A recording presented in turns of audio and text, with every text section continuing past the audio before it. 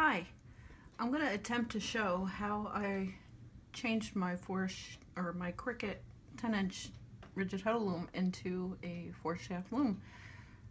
Not technically, but it works. This is the draft I chose from handweaving.net. Great site, by the way. If you can afford to donate some, I highly recommend donating whatever you can. That site is ingenious for thousands of drafts.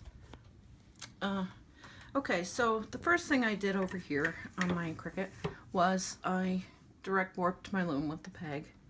Of course, as you do that, you pull 2 strands of yarn through each slot. That's all we do. We don't thread the holes at all. We just leave the 2 strands, tie onto the front. Okay, now, when I first started to do this, got the idea, I knew how to make the heddle rods and what I wanted to accomplish, but I wasn't quite sure where to put the heddle, because if I kept it in the up position, it would fall down sometimes, and that would get annoying. And I had to lift way higher up. I didn't like that either. So I decided I would put the heddle would be in the neutral position. That's where I would weave from. So to make the shafts, now these are the shafts over here. There's 4 shafts, 1, 2, 3, 4. You see the 4 lines, you know that's 4 shafts. Okay, so there's 1, 2, 3, 4. So the first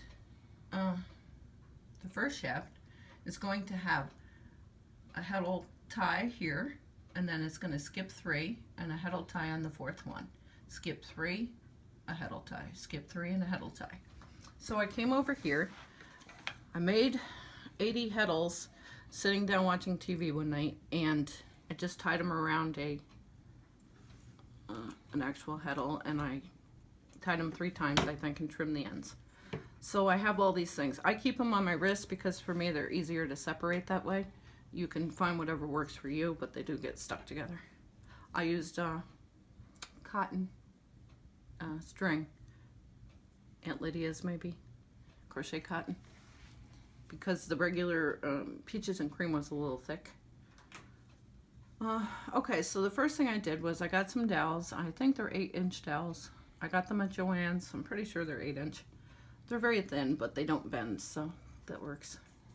And I got some masking tape. So I went over here and I said, okay, I have to put 1, I have to skip 3 and put 1. To make it easier so that all the strings laid flat and they weren't twisted on the sides, I wove this purple string way back here, over, under, and then the reverse on the way back. I can pull this down here, up here, wherever I need to get the strings to make sure they stay flat. It's kind of like Lee sticks on a big loom, but I just use the string, it's easier. So that kind of keeps them flat too. And if you lift your hand from below, you can see they're flat. So the first one, I have to put 1 on the first one, which I did. I skip 3 and then put 1, skip 3 and 1 all the way across. And like I said, you might want to lift it up just to make sure they're laying flat. You can see they're flat. Second one was the same thing. Second shaft, you skip the first one, put 1, skip 3, put 1, skip 3, put 1. So, back over here, I skipped the first one, I put a string on, skip 3, put a string on, skip 3, and so on and so forth, all the way across. Second, here's the third, same thing, but now I'm skipping 2 at the beginning, put 1 on here, skip 3, 1 on here, skip 3, 1 on here, and so on. Now, I'm on the 4th one here, so I can show you how I put them on. This is a little different. Okay, so now I skip 3, put 1 on, skip 3, put 1 on, all the way across. I'm over here. I have a few right here. You can either use your fingers or a crochet hook, whichever is easiest for you. My fingers are easier for me. I grab the knot at the top. It doesn't really matter because you can change around later. Put my hand underneath. Now, here's one I have on here. On this one right here. So now I'm going to skip 3, grab this one. Put the string underneath. Now, normally, they're like this. You just go like that. But, if you can see, there's the bottom of the string where it's catching the actual warp are separated, and I didn't like that. So I just twist one side. And now they're together down there. I put it on my dowel. Go on to the next one. It takes a little while to set this up, but not as long as a regular loom. Threading it. Same thing. Twist one side. Now I see the knots down here, so I just pull it till it comes to the top. I like the knots on the top of the sticks because when I put the masking tape on, it kind of keeps them out of the way and they don't get tangled in any of your other strings. So on and so forth. When you get to the end, skip 3, grab 1. Now, in this draft, because they're 4, they're in even sections that I'm skipping 3 and then I'm putting 1 on. So every 4th one. If you notice, when I go to pick them up, it's on, let me grab one. This one right here, when I'm picking up, it's on the top, underneath the top purple, but over the bottom. So now that's how I know I can count, I get them right too. 1, 2, 3, the 4th one, see? It's underneath the top, but over the bottom. They should all be the same on your guide string there. Oops, this one. You know you've miscounted if you have to go, if one's underneath this one instead of on top. Twist it once on one side and put it on. And the last one. And here's the last one right here. Sometimes your pattern might not come out exactly according to the chart because it all depends on how many you have for the repeat. But this is just showing you how I do it. Okay. I try to get them all pretty much straight up and down. They don't actually have to be. And then I grab a piece of masking tape. A little shorter than the ends. And I stick them on like that.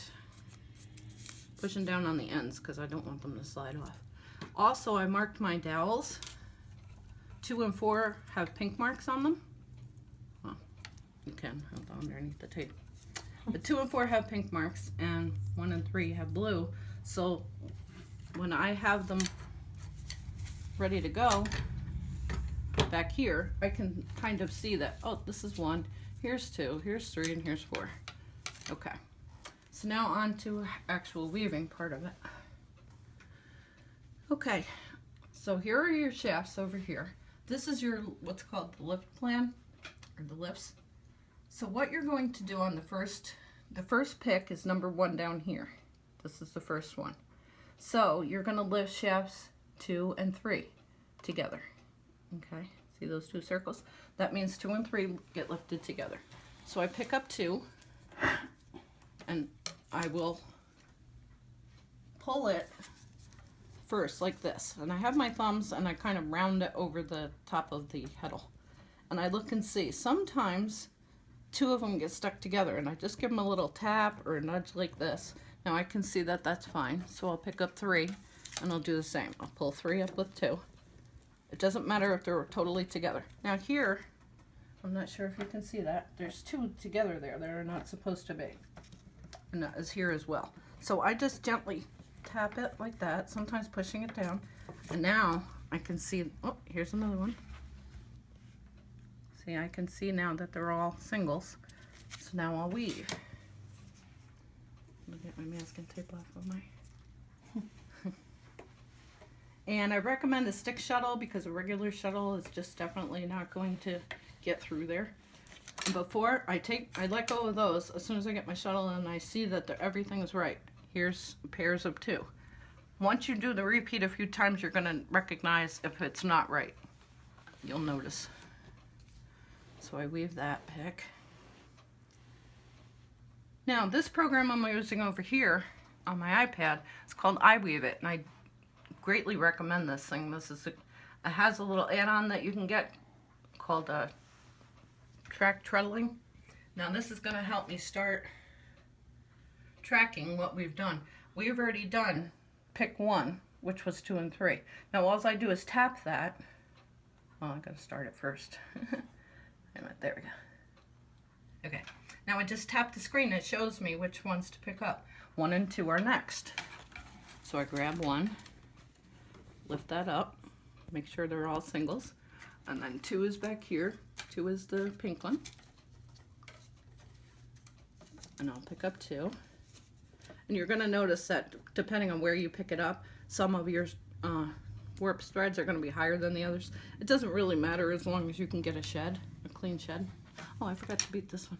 I just take the heddle out, bring it forward, beat it, put it back. So now I need 1 and 2. So I just pick this up. I just check to make sure that there's only 2 strings in each one and not 3, nothing got stuck. I have a clean shed, so I'll go ahead and I'm making sure I go around my edges. Now I see that they're all 2 and 2. Sometimes you can even beat a little bit with this if you'd like. It's not necessary though, but depending on what kind of a balance weave you're going for or unbalanced. And then I beat that.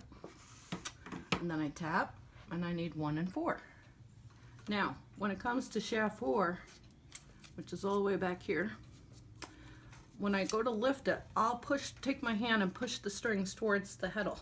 So this way, they're all kind of even on line, and I'm not pulling back here trying to get a shed. So I bring them up like this, and I'll do another tap, check, make sure that I can see the shed. Right here, there's 2 stuck together. Just do a little check before I go. You'll be able to see it better when you do it, and you're sitting in front of it, like right here. I can see that as I'm putting it under here. You can see there's 2 right there.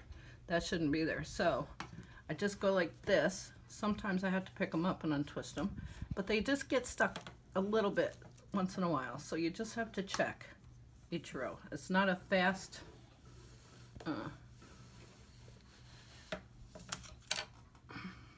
see, I got 2s. Okay, so now I'm gonna beat.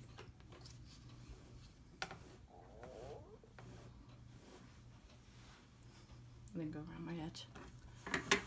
I'm gonna beat that down and tap again, 2 and 3. So I take 4, which I get that out of my way. I push that to the back because I don't need that anymore. And here's 2 and 3. So I grab them. You can even number them, but that helps you too. Right on the, see here I got 2 threads together, 2 threads, 2 threads. So I'll just go ahead and, as I have them up, I just run my finger on them and it separates them so they get unstuck. Once I can see that I have them all pretty well, I'll go ahead and,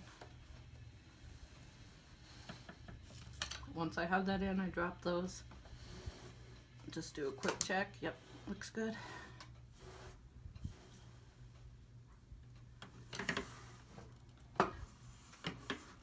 And that's about it. If you have any questions on how to do this or anything I've done, just message me on Facebook, Vivian Knits. I'm in the groups all the time on Ravelry as Vivi Knits. Well, I hope it opens up a whole new world to you as it has for me, and you have fun. Bye.